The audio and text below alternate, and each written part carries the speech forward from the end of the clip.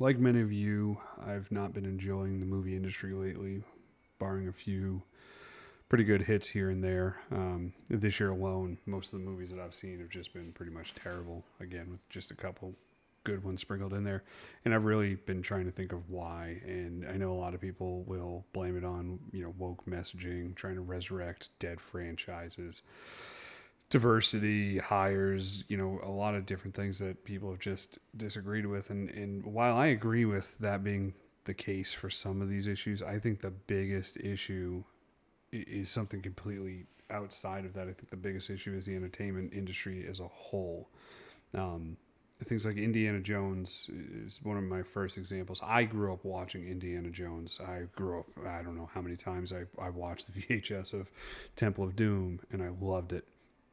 As I became like a teenager and definitely as an adult, I thoroughly enjoyed The Last Crusade. Obviously, like a lot of other people, not too huge on Kingdom of the Crystal Skull.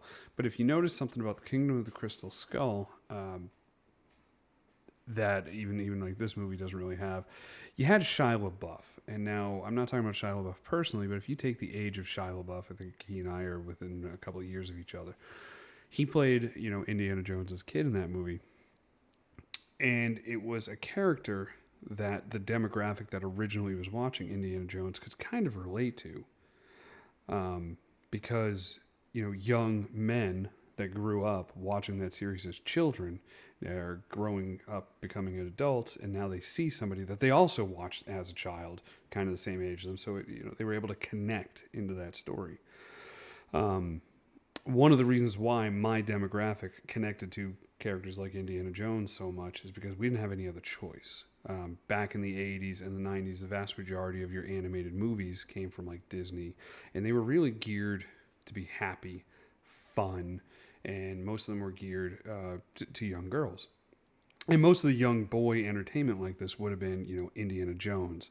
It would have been Michael Keaton's Batman, Christopher Reeve's Superman. If we wanted to see badass superheroes, we wanted to see adventures. They had to all be live action heroes. Today, kids don't need that. Even that's part of the issue with The Flash. The Flash, again, this character is not resonating with kids. So when you do these live action movies, you have to understand who your audience is. The live action audience is going to be more adults, and this Flash didn't resonate. I don't want to see 80-year-old Indiana Jones running around. I liked this Indiana Jones. I liked this Sean Connery. Obviously, Sean Connery is no longer with us, but the way they treated Sean Connery in The Last Crusade was great. There were some scenes where they sort of made him look like a useless elderly man. And then many other scenes that showed how useful this elderly man was, and he stole the show. That's the kind of way that I want to see, an older actor, an older man being treated. I don't want him to be looked at like some piece of shit that is useless and degraded and wipe out their entire story. So you took that core audience that you had and you alienated them. You're not going to pull in a younger, fresher audience when your main character is 80 fucking years old. That's not going to work. So you alienated your core audience that you used to have, and you did not pull in a new audience. That's why this movie failed. The Flash is a very similar thing. You had an audience before this.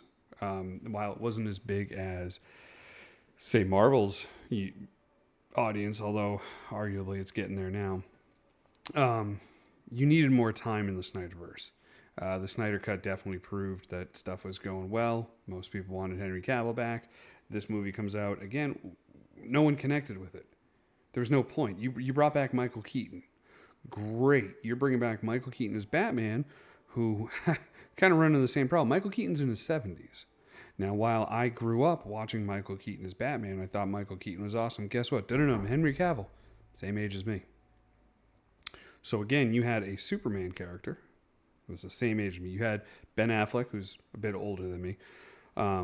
But you had these newer faces. They were the characters. And then you went back and you tried to pull these characters that my demographic, again, liked.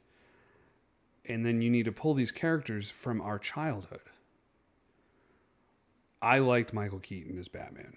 I thought Michael Keaton was the best Batman. I don't want to see 70-year-old Michael Keaton. Obviously, any action scenes that are done, you know it's going to be a stunt double. You know it's not 70-year-old Michael Keaton. This is not the 1980s anymore. This is getting ridiculous. And constantly relying on nostalgia is the biggest problem, and that's why other movies are doing so well. You take Super Mario Brothers. 1.347 at the box office. Why? Why is it that good? Because it didn't rely on nostalgia. You had two characters that, yes, they are nostalgic. You go back into the 80s again, you've got Mario and Luigi, and let me tell you, when I saw this movie was coming out, I was so excited. I was like, oh, I got that nostalgic feeling. And then I showed my kids the trailer.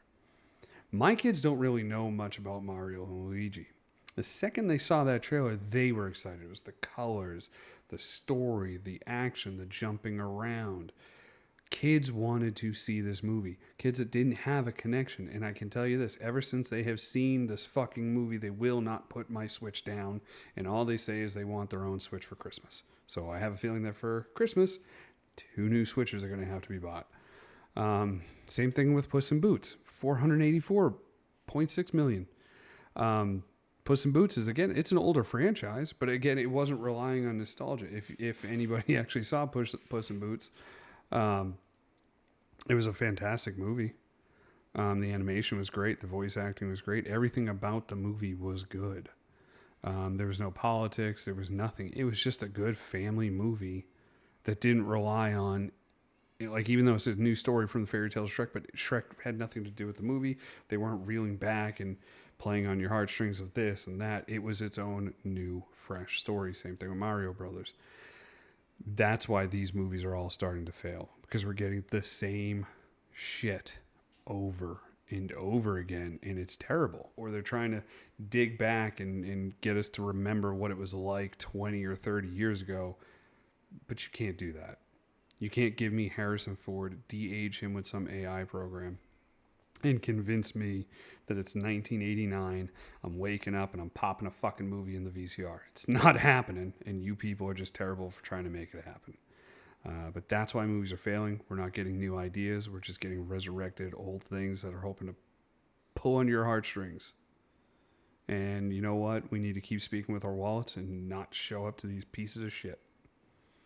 That's all I got for today.